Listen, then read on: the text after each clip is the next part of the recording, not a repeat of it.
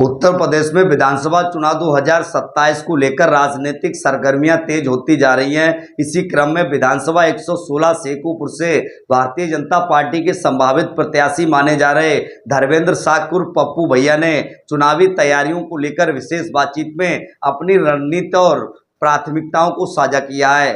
धर्मेंद्र साक ने कहा कि वह लगातार विधानसभा क्षेत्र के गांव-गांव और कस्बों में पहुंचकर लोगों से सीधा संवाद कर रहे हैं। उनका कहना है कि क्षेत्र की जनता का स्नेह और समर्थन उन्हें लगातार मिल रहा है, जिससे उनका उत्साह लगातार बढ़ रहा है। उत्तर प्रदेश में विधानसभा चुनाव 2027 को लेकर भारतीय जनता पार्टी लगातार तैयारी में जुटी हुई है। भारतीय जनता पार्टी के जो नेता हैं और संभावित प्रत्याशी हैं वो भी अपने अपने क्षेत्र में लगातार चुनाव की तैयारी में जुटे हुए हैं। इस वक्त हमारी मौजूदगी बदायूं जनपद के 116 विधानसभा शेखुपुर में मौजूद है और इस वक्त हमारे साथ बात करने के लिए यहाँ पर भारतीय जनता पार्टी के कद्दावर और वरिष्ठ नेता धर्मेंद्र साक इस वक्त हमारे साथ मौजूद हैं। आपको बता दें कि धर्मेंद्र साक के भारतीय जनता पार्टी से शेखुपुर विधानसभा से संभावित प्रत्याशी भी हैं। आपका बहुत बहुत स्वागत है आज हमारे साथ आने के लिए। आपका भी बहुत बहुत धन्यवाद। किस तरह के आपके हाल है, क्या कुछ करें? बढ़िया हाल है, ठीक है। 27 का चुनाव नज़दीक है तो किस तरह की तैयारियां हैं? आपने क्या तैयारियां की? तैयारी पूरी, हम तो कोई तैयारी चुनाव नज़दीक आके नहीं करते। जब चुनाव खत्म होता है उस दिन से हमारी भारतीय जनता पार्टी हम लोग तैयारी शुरू कर देते हैं। क्या मुद्दे इस बार आपके 27 को लेकर रहेंगे? एजेंडे क्या आपने तैयार किए और जो जनता जनार्दन के बीच आप लगातार पहुंच रहे हैं तो किस तरह का रिस्पॉन्स मिल रहा है? क्षेत्र का विकास, जो समस्याएं अधूरी हैं उसको पूरी करने का हम लोग प्रयास करेंगे। आप अपने पिता श्री भगवान सिंह साकी जी के पद चिन्हों पर जो चलकर काम कर रहे हैं तो कितना इसका आपको बेनिफिट मिला है? कहीं ना कहीं ये भी आपकी राजनीतिक हिस्से में एक अहम भूमिका निभा रहा है। उनका आशीर्वाद तो मुझ पे है ही, और उन्होंने अब से नहीं, सन 1977 से पहली बार विधानसभा में पहुँचे और उन्होंने अपने जीवन काल में बड़े संघर्ष किए। उन्हीं के पद चिन्हों पर चलते हुए अपने क्षेत्र की जनता, जो मैं अपनी परिवार मानता हूँ, और मेरे रिश्ते कोई राजनीतिक नहीं है, पारिवारिक रिश्ते हैं। परिवार के हिसाब से कभी दिक्कत सुख दुख में उनके साथ रहना होता है, और सरकार जब हमारी है तो विकास की बात करते हैं। क्षेत्र के अंदर जहाँ जहाँ जरूरत जैसी भी होती, चाहे सड़क हो, चाहे अस्पताल हो, चाहे स्कूल हो, चाहे बिजली हो, वो समस्याएं हैं। हम कहते हैं जो 70 साल का कार्यकाल पूर्व की सरकारों में जो नहीं हो पाया, हमारी 9 साल की सरकार ने उत्तर प्रदेश में उत्तम प्रदेश बनाने का काम किया। योगी जी के नेतृत्व में ये प्रदेश और हमारा विधानसभा, हमारे बदायूं के तो हाल आपने देखे होंगे। 2017 से पहले क्या थे? आम आदमी अपने आप को सुरक्षित महसूस नहीं करता था, व्यापारी डरता था, हमारी बहन बेटियां भी घर से निकलने को डरती थी।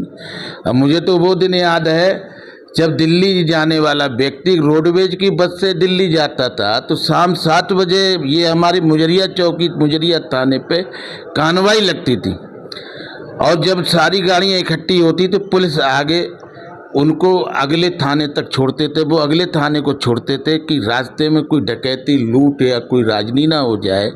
ये स्थिति 2017 से पहले थी, और हमारी जब सरकार आई है, आदरणीय योगी जी ने शुरू में ही कह दिया जीरो टॉलरेंस उत्तर प्रदेश में होगा, गुंडा माफिया या तो प्रदेश छोड़ के चला जाए या तो जेल में ठूसने का काम करेंगे, और नहीं मानेगा तो उसका राम नाम सत्य भी करेंगे। विपक्ष कह रहा है कि भारतीय जनता पार्टी केवल धर्म और जात के नाम पर राजनीति। हमने कभी धर्म जात को नहीं देखा। हमारी योजनाएं हर धर्म को, हर जाति को उसको लाभ मिल रहा है। हमने कहा जाति धर्म देख के काम नहीं करते, ये लोग जाति धर्म की बात करते हैं। यही लोग पूरे 5 साल, जब 2012 से 17 में सरकार रही, राशन की दुकानें लूटने का काम होता था।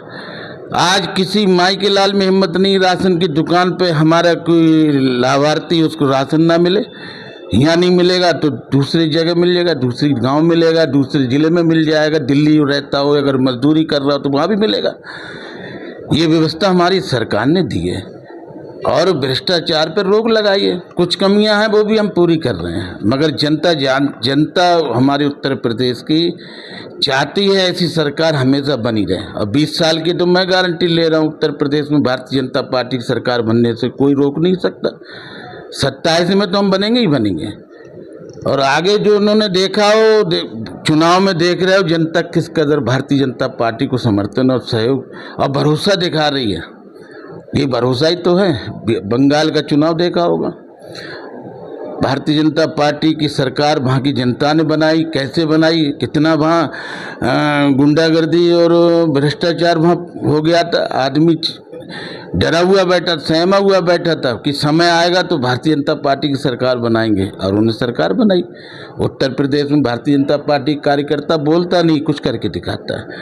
ये तो जो पार्टियां हैं विपक्षी, जो तो चुनाव में निकलेंगे झूठ बोलेंगे। पिछले 2024 में देखा होगा, इन्होंने कहा कि संविधान खतरे में है, और संविधान खतरे में उनकी सरकार में बना रहता है। ये तो आप सब जानते हैं। फिलहाल मुझे तो कोई दिक्कत है नहीं। 27 को लेकर 27 को लेकर कोई टेंशन नहीं है। आशीर्वाद मिला हुआ है, और इस बहुत लंबे अंतराल से भारतीय जनता पार्टी जीत के निकलेगी। आप लगातार अपनी विधानसभा में पहुंच रहे हैं, तो जो जनता आपकी तरफ आशा भरी निगाहों से इस वक्त देख रही है, तो किस तरह का विजन है आपका इस बार को लेकर? क्या उनकी जनता की हमारी व्यक्तिगत समस्या हो, चाहे उनको विकास को लेकर कोई भी समस्या, मैं उनके साथ खड़ा हूँ। और कुछ काम हो सकते नहीं हो पाए, मगर ज़्यादातर काम हमने प्रयास किया है जनता के लिए खरा उतरने का, हम खरे उतरते हैं। इस बार के एजेंडे क्या रहे? बहुत बढ़िया रिजल्ट आएगा, और मन बना लिया है कि शेखुपुर में कमल खिलने का काम होगा। लेकिन समाजवादी पार्टी यहाँ पर मजबूती के साथ बधाई। समाजवादी का तो आपको पता है क्या स्थिति है। लोग तरस गए हैं कि हमारा जीता हुआ प्रत्याशी कहाँ है। हालात क्षेत्र के अंदर जाइए आप, जाति धर्म की बात करते हैं, और जाति धर्म के हटके ये बात करें तो कुछ पूछने वाला नहीं है। आज के माध्यम से किस तरह की अपील जनता जनार्दन से करेंगे, और संदेश, कोई खास संदेश क्या देना चाहिए?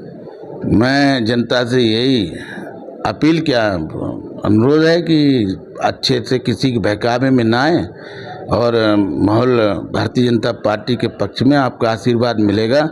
जो कमियां रह गई उसको पूरा करेंगे, और कोई विकास की कोई भी कमी है उसको हम पूरा करेंगे। कुछ हमें मालूम में क्या क्या कहीं स्कूल की और डिग्री कॉलेज की कमी है, उसको भी हम समय आने पूरा करेंगे। और हम सोच रहे हैं हमारी चीनी मिल जो काफ़ी पुरानी हो गई है, उसको हम नए सिरे से नई चीनी मिल बनाने का काम करेंगे। अगर सरकार के सबका विकास सबका साथ के मूल मंत्र की अगर बात करें, तो आप लगातार पहुंच रहे हैं, तो कितना लाभ अब तक जनता को आप दिलवा पाए? ऐसा कोई व्यक्ति होगा नहीं होगा जिसको लाभ ना मिला हो। मुझे लग रहा है हर व्यक्ति को कहीं ना कहीं भारतीय जनता पार्टी की योजनाओं का लाभ सरकार का मिला है, चाहे केंद्र सरकार का हो या प्रदेश सरकार हो। हमने बिना भेदभाव के सबको योजनाएं दी हैं। हमने कहा पंक्ति से पीछे खड़ा व्यक्ति जिसके तन पे कपड़े नहीं है, पहनने को चप्पल नहीं है, और छत पक्की नहीं है, उसके चेहरे पे हम मुस्कान देखना चाहते हैं। तब तक उनके चेहरे पे मुस्कान नहीं आएगी जब तक हम चुप बैठने वाले नहीं हैं। तो ये थे हमारे साथ बदायूं जनपद की विधानसभा शेखुपुर से धर्मेंद्र साक्य जी। साफ तौर पर कहना है कि सबका साथ सबका विकास के मूल मंत्र पर ये और इनकी भारतीय जनता पार्टी काम कर रही है, और अंतिम पायदान पर बैठे व्यक्ति के पास सरकार की जो योजनाएं हैं वो लगातार पहुंच रही हैं। आप शेखुपुर विधानसभा से 2027 को लेकर भी लगातार मैदान में, और सरकार की जो नीतियाँ हैं वो लगातार जन जन तक पहुँचा रहे हैं। आपका बहुत बहुत धन्यवाद हमारे साथ आने के लिए। बदायूं से दिनेश पाल सिंह, साक्षी इंडिया न्यूज़।